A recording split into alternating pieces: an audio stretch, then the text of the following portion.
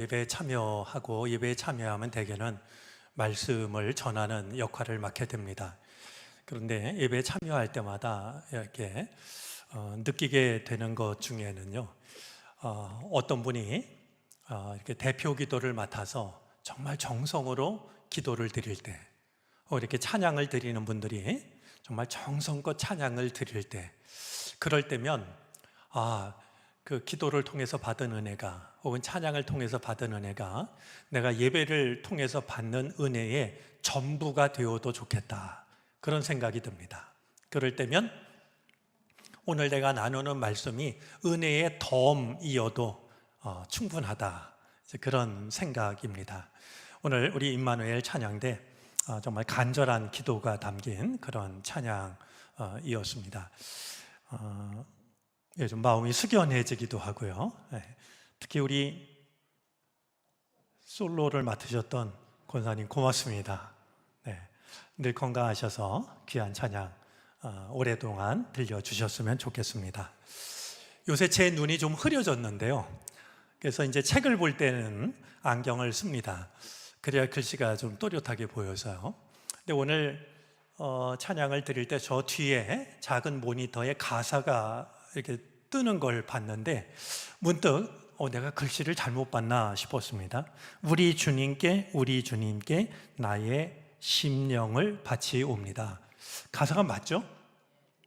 그런데 심령이라는 글자가 얼핏 제 눈에는 심장 아닌가?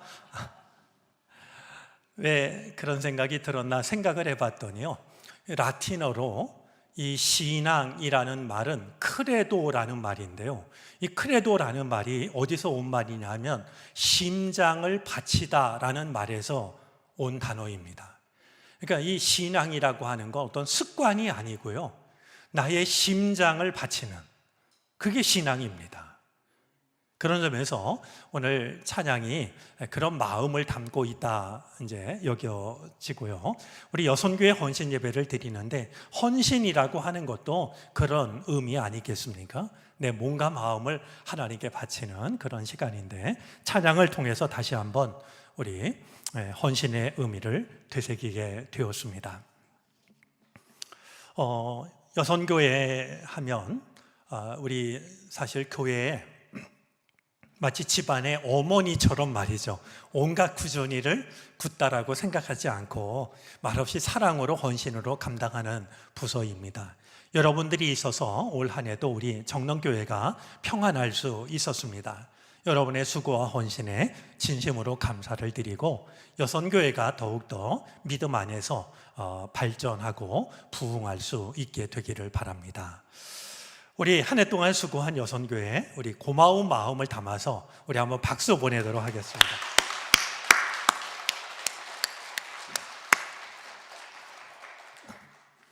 오늘 여선교회 헌신 예배를 준비하면서 디모데 후서 말씀을 생각하게 됐는데요, 마침 오늘 오전의 본문이 디모데 전서였습니다. 일부러 그런 것은 아닌데 그래도 디모데 전서, 디모데 후서가 연결이 되어서 우리가 말씀을 나누는데 도움이 될 것 같습니다. 제가 멘티 이야기를 하면서 바울과 디모데의 관계가 멘티 그 이상이었다라고 하는 것을 불과 한두 시간 전에 이야기를 했습니다. 바울은 이 디모데를요, 정말 끔찍이 사랑하고 한없이 신뢰하는 모습을 보여줍니다. 그래서 이 디모데를 부를 때 제자로 시작을 했지만 제자라고 부르는 것이 아니라 내 아들이라고, 정말 이렇게 부르고 있으니 이 두 사람의 관계가 이게 얼마나 깊고 얼마나 아름다운 관계인가 하는 것을 생각하게 되죠. 심지어 바울은 나의 생활 방식을 나 대신에 여러분에게 일러 드릴 겁니다 라고 이야기를 하면서 디모데를 두고 말하고 있는데요, 그런 점에서 생각하면 이 디모데는 바울의 분신과도 다를 게 없는, 바울이 없을 때 바울이 하고 싶은 말을 얼마든지 들려줄 수 있는 사람으로 바울이 생각하고 있구나라는 것까지도 우리가 헤아릴 수 있게 됩니다. 자, 그런데 오늘 성경 말씀을 보면 이 바울이 디모데를 생각하면서요 떠올리고 있는 두어 가지 사실이 있습니다. 이토록 고마운 이제 디모데랑 동역을 하고 때로는 헤어져 있고 또다시 만나고 이런 수없는 과정을 반복하는데요, 이 바울이 디모데에게 편지를 쓰면서 이 디모데를 떠올리고 있는, 디모데에 관해서 떠올리고 있는 것이 두 가지가 있습니다. 자, 바울이 생각하는 디모데 과연 어떤 것일까? 먼저 오늘 3절 말씀을 보면은요, 참 두 사람의 관계가 아름답고 소중하다 여겨지는데요, 내가 밤낮 간구하는 가운데 쉬지 않고 너를 생각하여 정결한 마음으로 양심으로 조상 쪽부터 섬겨오는 하나님께 감사하고 했는데요, 우리 말로는 이게 주어 서술어가 사실 이렇게 명확하지 않아서 이해하는 게 쉽지 않습니다만, 지금 사도 바울은 이렇게 말하고 있는 겁니다. 내가 밤낮으로 기도할 때마다, 내가 밤에 기도할 때도 물론이고 낮에 기도할 때에도 밤낮으로 기도할 때마다 끊임없이 너를 기억하면서 내가 하나님께 감사하는 게 있다라는 겁니다. 여러분, 사실 우리가 이런 사람이 될 수 있다면 얼마나 좋을까요? 누군가가 밤낮으로 기도할 때마다 나를 떠올리면서 하나님, 저에게 그 사람을 만나게 해주셔서 감사해요. 제 생애에 그런 사람과 함께 신앙생활 하게 해주셔서 감사드려요. 정말 하나님, 제가 하나님의 일을 하는데 그처럼 좋은 동역자를 허락해 주셔서 감사드려요. 만약에 누가 기도를 드리면서 말이죠, 기도를 드릴 때마다 나를 고마운 사람으로, 하나님께 감사할 사람으로 떠올린다라고 하면 그게 얼마나 아름답고 소중한 일이겠습니까? 있어도 그만 없어도 그만 그것이 아니라 우리가 오늘 이 바울이 고백하고 있는 것처럼 밤낮으로 기도할 때마다 내가 그대를 떠올리면서 하나님께 감사를 드린다. 오늘 우리들의 믿음이, 우리들의 인생이 그런 믿음, 그런 삶이 되어졌으면 좋겠습니다. 지금 이거는 믿음과 별개의 것이 아니고요, 믿음 안에서 나누고 있는 아름다운 관계입니다. 우리도 서로 아끼고 사랑하고, 그래서 누군가가 기도할 때마다 나를 생각하면서 마음을 다해 하나님께 감사하는, 하나님, 제 인생에, 제 믿음에 저런 사람 허락해 주셔서 정말 고맙습니다. 그럴 만한 우리들이 되어지기를 바랍니다. 제가 자주 얘기한 거여서 아마 이제 기억 충분히 하실 거라고 여겨지는데요, 두 마리 소를 나란히 부리는 것을 겨리소라고 그럽니다. 한 마리 소를 부리는 것을 호리소라고 불렀고요, 땅을 깊게 갈아야 한다든지 땅이 돌짝밭일 경우에는 한 마리 소로 갈 수가 없으니까 두 마리 소를 나란히 부리죠. 그런데요, 이 소 중에도요, 일의 경험이 많은 소가 있습니다. 그 소를 뭐라고 불렀냐면 안소라고 불렀습니다. 이 안소는요, 여러분, 이 시골에서요, 소를 일을 보내면 하루 품삯을 받습니다. 주인이 안 가도 소를 빌려가면 소 품삯을 쳐주는 거예요. 근데 이 안소를 빌릴 때는요, 품삯을 더 쳐줘야 됐습니다. 일을 하고 먹을 것을 줄 때도요, 안소는 그만큼 예우를 합니다. 풀을 더 좋은 것으로, 더 많은 것으로 줬어요. 그런데 이제 막 일을 배우는 서툰 소가 있을 거 아니겠습니까? 그 소를 마라소라고 불렀습니다. 마라소는 기운은 센데 일을 어떻게 해야 되는지 몰라요. 그 주인이 이 겨리소를 부릴 때요, 안소하고 마라소를 나란히 세웁니다. 안소끼리 두는 것도 아니고요, 마라소끼리 두는 것도 아닙니다. 이렇게 하는 데는 이유가 있습니다. 안소 옆에 마라소가 서면 이 마라소는 안소를 따라가면서 일을 배우는 거예요. 농부가 일을 시킬 때는 회초리를 잡습니다. 일을 제대로 하기 위해서. 여러분, 제가 퀴즈 하나 낼게 알아맞혀 볼래요? 되게 어려우니까 잘 생각하셔야 되는데요. 이 농부가 회초리를 안소 쪽에 잡겠습니까? 마라소 쪽에 잡겠습니까?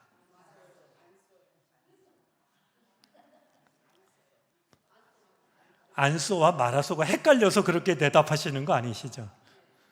예, 이렇게 질문하면 질문의 의도를 알아차리는 게 중요한데요. 당연히 안소 쪽에 잡습니다. 안소만 제대로 가면 마라소는 저절로 따라오니까요. 마라소가 잘못할 때도 안소를 때리는 거예요.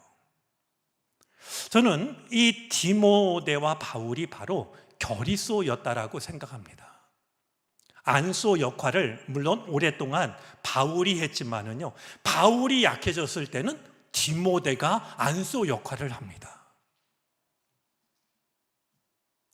자, 그런 점에서 정말 이 소중한 관계가 아닐 수가 없는데, 이 바울이 디모데에게 편지를 쓰면서 디모데와 관련해서 두 가지를 떠올리고 있어요.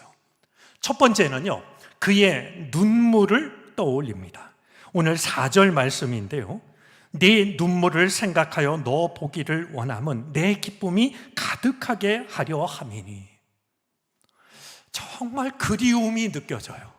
내가 너의 눈물을 생각하면서 너를 그리워한다. 그런데 내가 너를 만나면 얼마나 기쁠까 얘기를 하는 겁니다. 과연 이 눈물이 의미하는 바가 무엇일까요? 왜 바울은 디모데의 눈물을 기억한다라고 말하고 있을까요? 몇 가지 짐작이 되는 게 있습니다. 여러분, 사도행전 20장 36절부터 38절까지인데요. 먼저 우리가 한번 말씀을 읽고 그 뜻을 생각해 보도록 하겠습니다.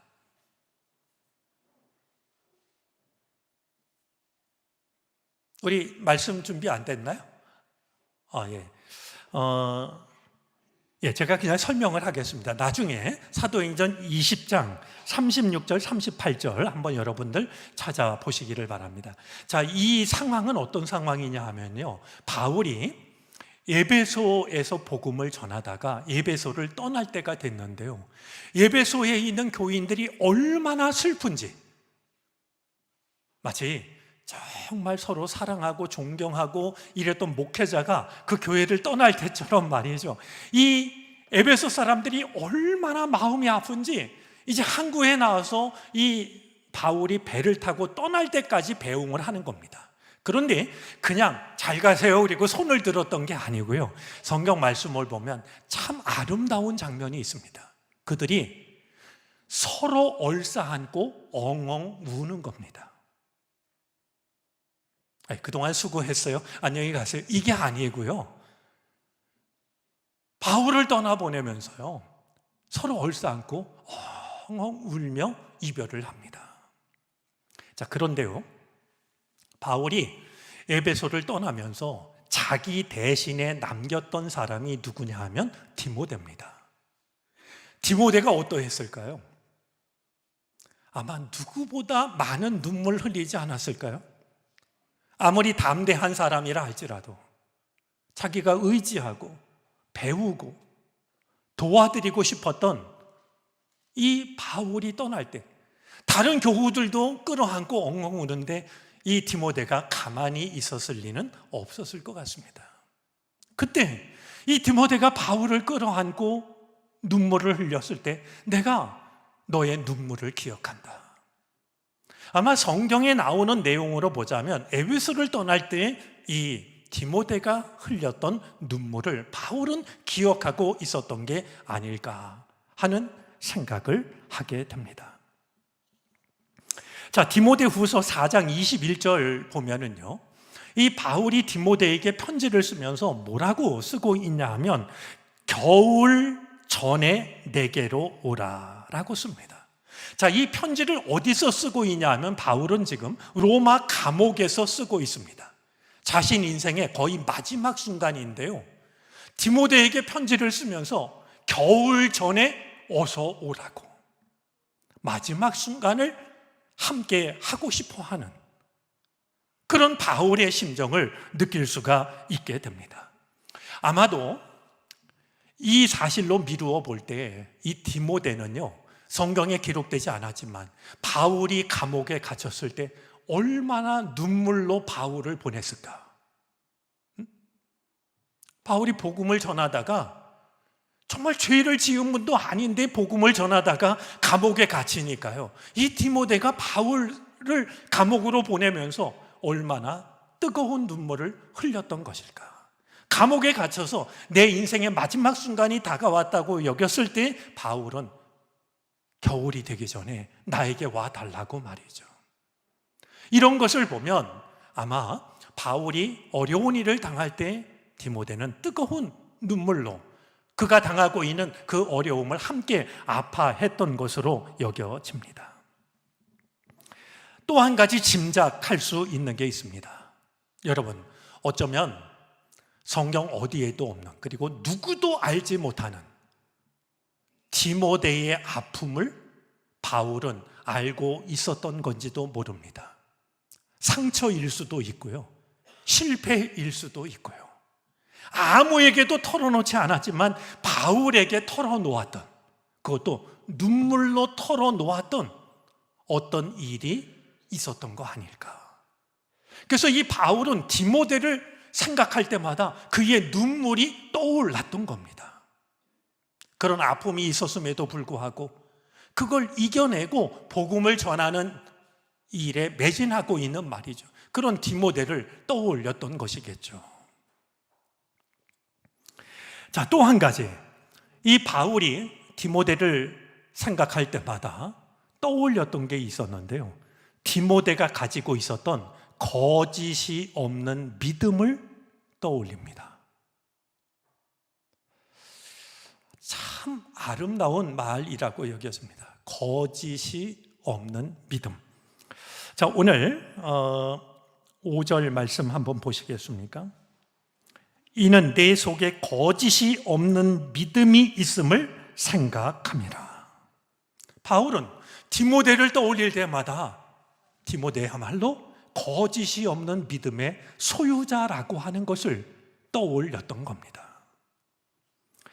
어쩌면 참 좋은보다는, 저는 기꺼이 과장이라 여겨질지 모르지만 가장 좋은 믿음의 표본은 거짓이 없는 믿음 아닐까요? 저는 누가 목사님이 신뢰하는 사람은 어떤 사람입니까? 물으면 제가 대답할 수 있는 말은 두 가지가 있어요. 하나는 저 사람은 거짓말을 말하지 않을 것 같은 사람, 저는 그 사람 신뢰합니다.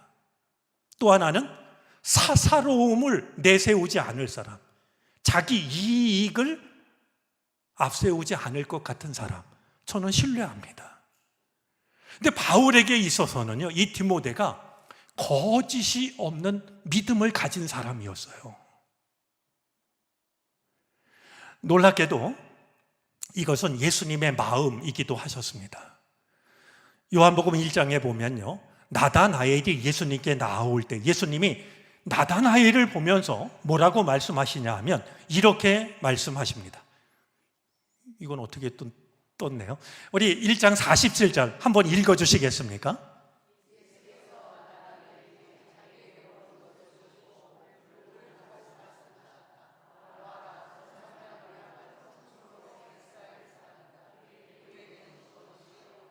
이게 예수님의 기준이에요.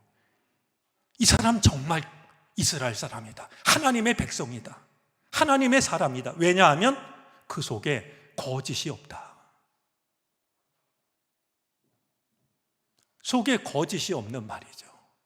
말하는 것 다르고 마음 다르고, 그게 아니고 속에 거짓이 없는, 이게 주님께서 인정하셨던 하나님의 사람의 참 모습이었는데요, 지금 바울은 바울대로 디모데에게서 그 모습을 보고 있는 것이죠.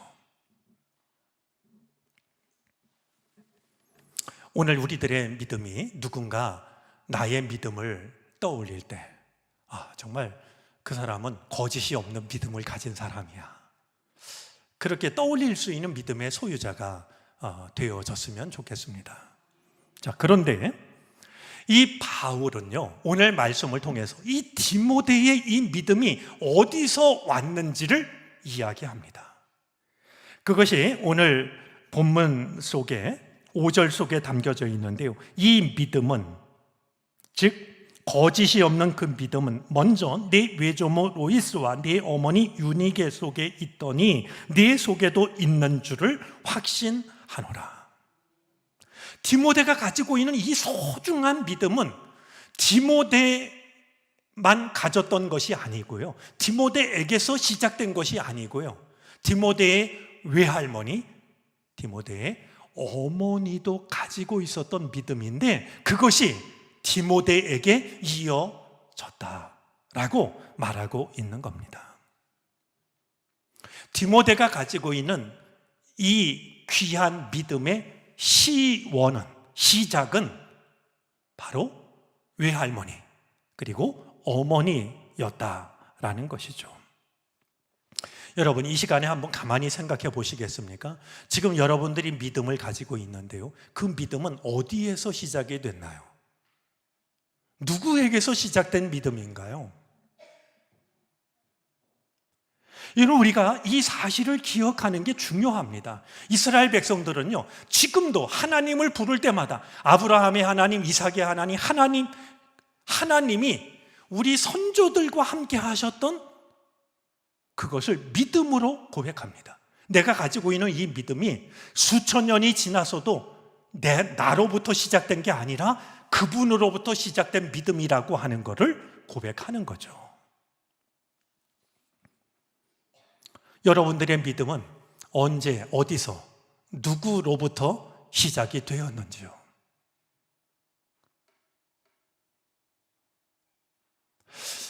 제가 긴 고민 끝에 이제 신학을 공부하기로 했을 때 부모님이 저를 부르시더라고요. 그러면서 신학을 생각한다니 참 고맙다 그러시면서 그때 들려주신 얘기가 있습니다. 저는 한 번도 본 적이 없는, 저희 아버지가 2살 때 돌아가신 할아버지 얘기를 하셔요. 고향이 이북이신데 교회를 지극한 마음으로 섬기신 분이다. 그리고 이제 2살 난 아들을 남기고 세상을 떠나면서 당신 부인에게 말하기를, 이 아들을 잘 키워서 이 아들을 통해 꼭 주의 종이 배출되게 해달라는 말을 유언으로 남기셨다라는 말을 제가 신학을 선택했을 때 들려주셨습니다. 어머니는 어머니대로 말씀하셨습니다. 어머니의 외할아버지가 우리 한국 침례교사의 처음 순교자이신 박노기 목사님, 저는 그때 처음 들었습니다. 러시아로 복음을 전하러 가다가 배가 폭풍에 부서져 가지고 바다에서 돌아가신, 그리고 그 이야기를 들은 러시아 사람들이 도대체 저들이 와서 우리에게 전하려고 하는 예수 그리스도가 누구길래 목숨을 걸고 이 바다를 건너려고 했을까? 그래서 그분들이 가서 복음을 전한 것보다도 더 많은 분들이 예수님을 믿게 됐다라는 이야기도 그때 들었습니다. 저는 제가 결심한 줄 알았어요.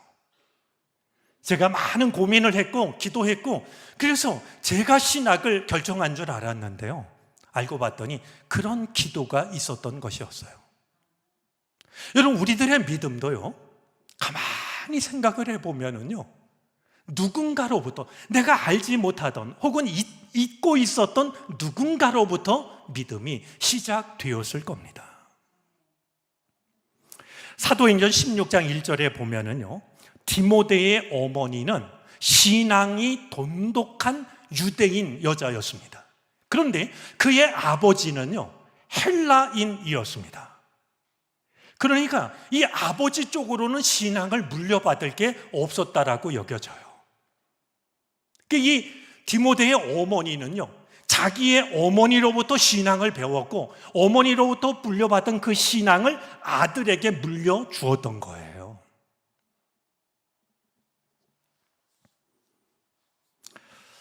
우리 어거스틴의 어머니 모니카 이야기를 많이 들어보셨을 거라고 여겨집니다. 어거스틴이요, 젊은 시절에 한마디로 개망난이었다는 거 아니겠습니까? 근데 오늘 이렇게 술 먹고 잠을 자다가 보면 얼굴이 뜨거워갖고 눈을 뜨면 어머니가 자기 붙잡고 눈물로 기도하는 말이죠. 그런데요, 고백록에 보면 이 어거스틴이 어머니가 했던 마지막 말을 고백록에 담고 있는데요, 어거스틴의 어머니가 마지막으로 했던 말은 다음과 같은 말이었습니다. 어거스틴아, 내게 이제 무슨 걱정이 있겠느냐? 나는 이제 이 세상에서 더 바랄 것이 없다. 무엇을 하려고 이 세상에 더 살겠느냐? 이제 이 세상에 있어서의 나의 소망은 다 이루어졌다. 전에 내가 조금이라도 더 이 세상에 머물기를 원했던 까닭은 오직 한 가지뿐이었다. 내가 죽기 전에 나는 내가 그리스도인이 되는 것을 보고 죽겠다는 것이었다. 나의 하나님께서 이제 내 소원을 이루어 주셨다. 나는 이제 내가 땅의 행복을 경멸하고 전적으로 주님의 종이 되었다는 것도 보았다. 내 여기서 더 바랄 것이 무엇이겠느냐? 이게 어거스틴의 어머니가 마지막으로 남겼다는 이야기입니다. 오늘 여선교회 헌신 예배를 드리는데요, 여러분들 나의 믿음이 어디서부터 시작됐는지를 떠올려 보시기를 바랍니다. 그리고 만약에 나한테 믿음을 물려주신 분이 없어서 내가 믿음을 시작했다면 여러분들은 오늘 이 디모데에게 외할머니, 어머니, 그분들을 통해서 믿음의 계보가 이어졌던 것처럼 여러분들을 통해서 믿음의 계보가 이어져 갈 수 있게 하시기를 바랍니다. 여러분들의 자녀들이 혹은 여러분들의 손자, 손녀들이 오늘 내가 믿음을 가지고 있는 것은 우리 할머니 때문이다. 우리 외할머니 때문이다. 그렇게 이야기한다라고 하면 그것은 얼마나 소중한 일이 되겠습니까? 오늘 우리 바울이 디모데에게 말하고 있는, 나는 너의 믿음이 어디에서 시작됐는지를 잘 알고 있다. 그것도 거짓이 없는 그 믿음이. 그렇다는 것은 그의 할머니도 거짓이 없는 믿음을 가졌다는 얘기고, 그의 어머니도 거짓이 없는 믿음을 지켰다는 것이고, 그러하니 우리 여선교 회원들, 여러분들 또한 믿음의 어머니가 되셔서, 믿음의 할머니, 믿음의 외할머니가 되셔서 거짓이 없는 믿음, 참된 믿음, 그것을 여러분의 자녀들에게, 여러분들의 후손들에게 물려줄 수 있게 되기를 바랍니다. 여성교회 헌신 예배라고 우리 남자 교우들, 나는 안 해도 되겠네, 설마 그러실 분은 안 계실 거라고 여겨지는데, 여러분들도 좋은 믿음의 아버지, 좋은 믿음의 할아버지, 그래서 이 아름다운 그 믿음의 계보가 정말 대대로 이어져 가는 복된 가정, 복된 가문이 되어지시기를 바랍니다.